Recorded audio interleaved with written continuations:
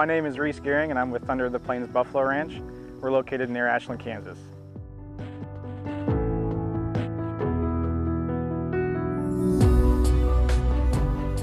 Gathering bison can be quite easy. Trying to chase buffalo into a pen without a proper setup is a challenge at best and can easily be a nightmare. At Thunder of the Plains, we opt for a very easy method that takes a little prep work, but in the end it's easy on the animals, equipment, the people, and a lot less work overall. We like to call this a gathering instead of a roundup. Throughout the year, we want to make sure the buffalo are expecting a good day when we show up, or at least they aren't thinking it's going to be a bad day. Caking them in is a simple way to bring the buffalo to you. Periodically throughout the year, we check on them by using range cubes to get them close to observe for issues that may arise. This enables us to bring them into the catch pen at working time with one person.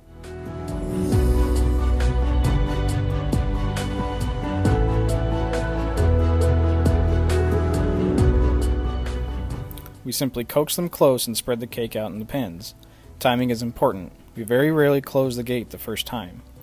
We like to wait for at least 3 consecutive rounds of gathering where we could have closed the gate on the entire group. If we wait for multiple times to close them in, when we do, they typically don't get stressed that they are caught. If we close the gate every single time we could, we wouldn't have much of an opportunity to catch them at all in the future. Again, timing is important, and we like to make the circle last long enough to allow time for all to be in the pen, just as we finish feeding the last of the cake. At that point, we simply get out of the truck, close the gate we just parked in front of.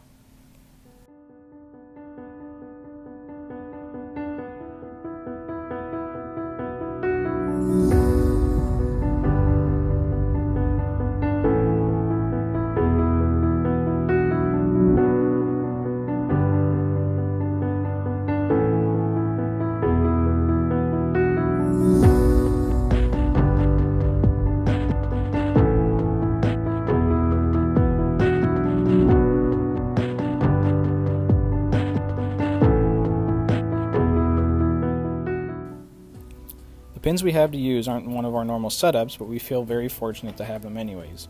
They've definitely added to our knowledge base. A little time observing how bison act and react in these pens have allowed us to shape our approach to fit the needs of the scenario at hand.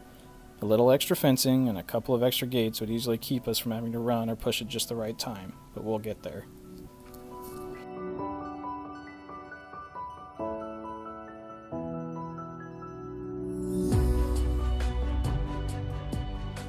So we run roughly 40 to 45 cow-calf pairs out near Ashland, Kansas. We have a unique collaboration with Kansas Department of Wildlife and Parks where conservation and production meet. So what's great about this collaboration is we're both learning.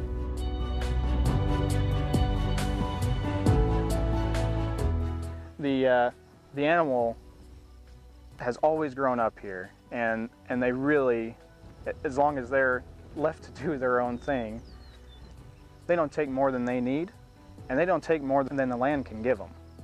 That's something that we really like about this animal. It is something that works with the whole ecosystem. It's not something that we have to pull from and then try to put back in a different way. It's something that commingles all year long in its own right.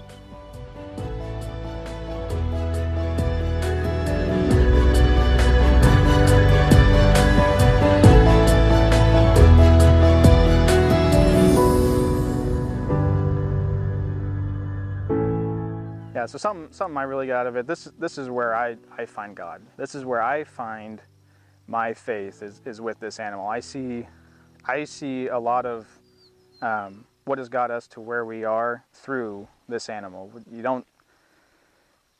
don't dictate what happens out here. You get to help guide it along, and you see a lot of the perfections that were made into that animal that we could never duplicate.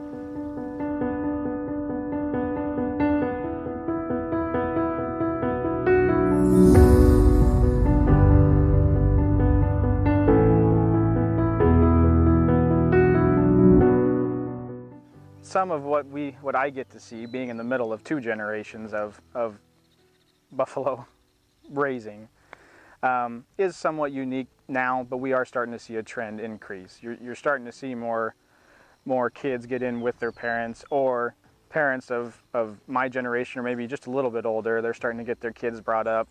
I grew up with buffalo. I don't know any other livestock. This is what I've always done. If luck has it, this will probably be all that Easton ever does too. He already seems to really enjoy it, and you see that in a lot of kids. You see that in a lot of kids within our association, within the National Association, and throughout the entire country. You see that everywhere.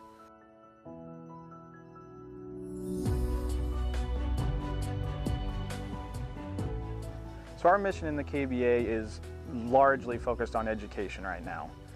And we've done a couple different things within that realm. We've donated to the Exploration Place in Wichita and been able to help with a really neat Explore Kansas exhibit. We've been able to give some different scholarships to the traveling exhibit with the National Bison Foundation, which goes all over the country and even in Canada, I think, to educate the absolute mass public on everything bison, where they started, how they got to where we are now, and what happened in between. We're also trying to educate the consumer on our sustainable product.